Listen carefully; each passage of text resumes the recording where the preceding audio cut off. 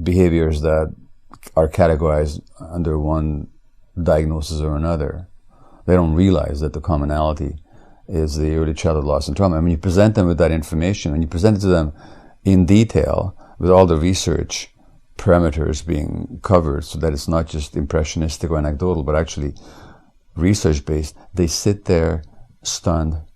They don't know what to do with it. I'm told, like Dr. Bruce Perry, who's the head of the Houston Child Trauma Academy, leading research on childhood trauma and brain development, he tells me the same thing. And Dr. Vincent Felitti, who's the lead investigator of the Adverse Childhood Experiences Studies in California, showing again the exponential impact of childhood loss. The more losses accrue, the greater the risk of addiction, greater the risk of cancer, greater risk of autoimmune disease, mental illness, dysfunction, criminality, relationship problems, personality disorders, etc., etc., etc. He tells me the same thing. So when you address professional audience, particularly, who are intellectually trained, they sit there wrapped in their intellectual armor, and they literally are petrified by this material. And I've had that impression. Earlier this year, there was an article in Pediatrics, which is the leading pediatric journal in North America. It's the official publication of the American Academy of Pediatrics. There was an article from Harvard Center on the Developing Child, February of this year, collating all the material, showing how early childhood stress or trauma results in adaptations that help the child survive in the short term, but are the basis of pathology, physical illness, mental illness later on. And I presented this information to a group of pediatricians in a major Canadian city. They grand rounds at a hospital. I said, look, in your own journal, here it is. I don't have to sweat anymore to prove this to you. I've been saying this for a long time. But here it is. They sat there in stunned silence. It's not that they argued with me. Had they argued and engaged, pointed out where the data was flawed or whether the logic was somehow inadequate, that would have been fine. No, they just didn't know what to do with it. But the denial comes first.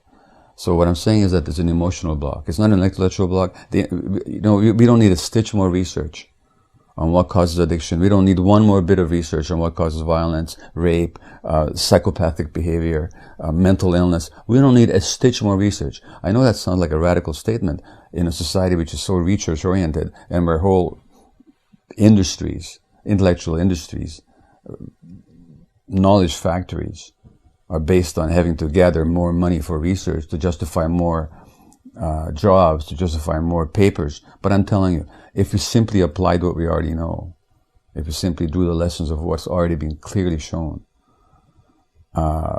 we would have a totally different world. They showed that childhood trauma may be a predisposing factor in addictions. More study is required. And I'm thinking, what planet are these people living on? Are they not familiar with the hundreds of studies that have shown a relationship between trauma and addiction? Do they not know the adverse childhood experiences studies? Are they not aware of the data on brain development and trauma? And what intellectual labyrinth have they been lost in for the last 50 years for them to come up with this study that says childhood trauma may be related to addictions? Maybe. And then more studies required. So what I'm saying is that the very need for research and intellectualization is actually a factor of denial. It represents denial. And that denial really is really about people's own emotional pain.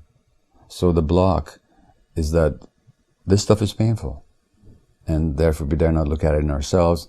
And therefore we don't open to its existence in others. And then we have to look for all kinds of other reasons. If you deny pain owing to early experience and early loss and early trauma, then the world becomes very complicated and justify all kinds of complicated explanations. Yet if we see that a child has certain needs, and if you meet those needs, that child will be just fine, And if you don't, he'll have to adapt somehow. And those adaptations are the basis of dysfunction later on. That's really simple. They call it simplistic. It's not simplistic, it's simple. The world is really very simple. We make it complicated because of our denial. There's only one simple thing I've ever said in any of my books. You treat children well, they'll turn out okay.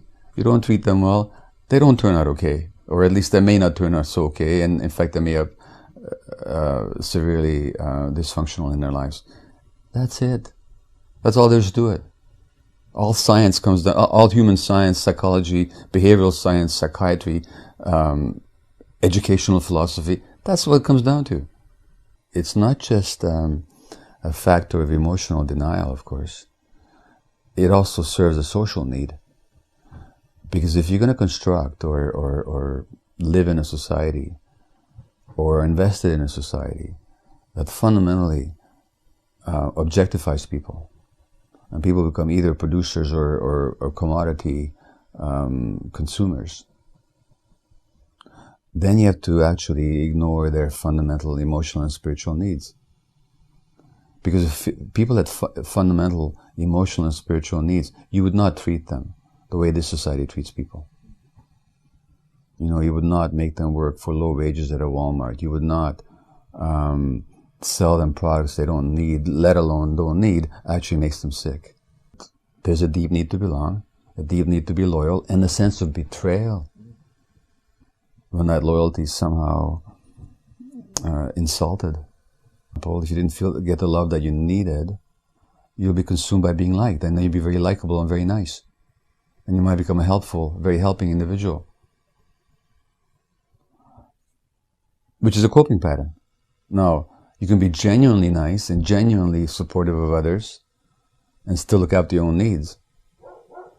That's human nature, I think. But a lot of people are very nice and likable and helpful by suppressing their own needs. That's a coping mechanism. Everybody says how nice they are. And when they die at age 50 of cancer, everybody shows up at their funeral and they weep about how nice they were, how selfless they were. You know, I saw the biography, the Martin Scorsese biography of George Harrison the other night. And Harrison was one of these people. Ringo Starr was visiting Harrison a couple of weeks before Harrison's death in Switzerland of brain tumor from lung cancer that had spread to his brain. Starr's own daughter had a brain tumor and was in Boston for an operation, and Starr was having to leave Switzerland visiting his dying friend and go to be with his daughter. And Harrison, who can barely get out of bed at this point, says, "Shall I come with you?" And Ringo Starr, when he says this, he starts weeping at how nice and how helpful and compassionate Harrison was, which he was, but at whose expense?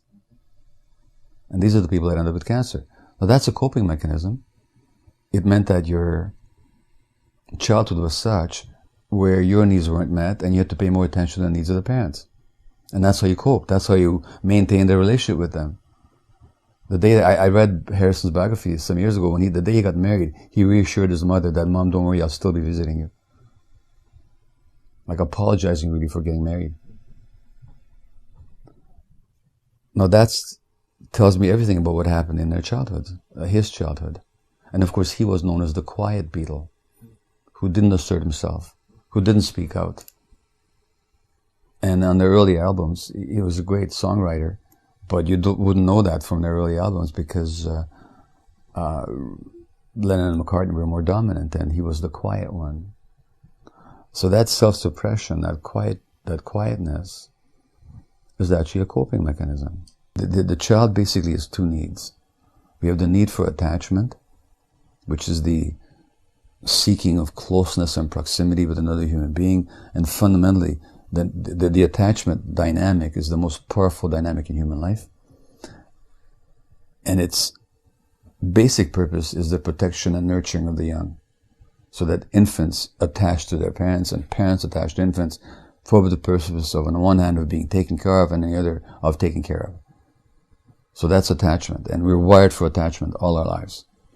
It's the most important dynamic we have, and as General Petraeus could tell you, that we're wired for attachment, and sometimes when our attachment needs get sent in certain directions, it'll trump everything else. That's one need that we have, is for attachment. Without attachment, there's no human life. It's just impossible.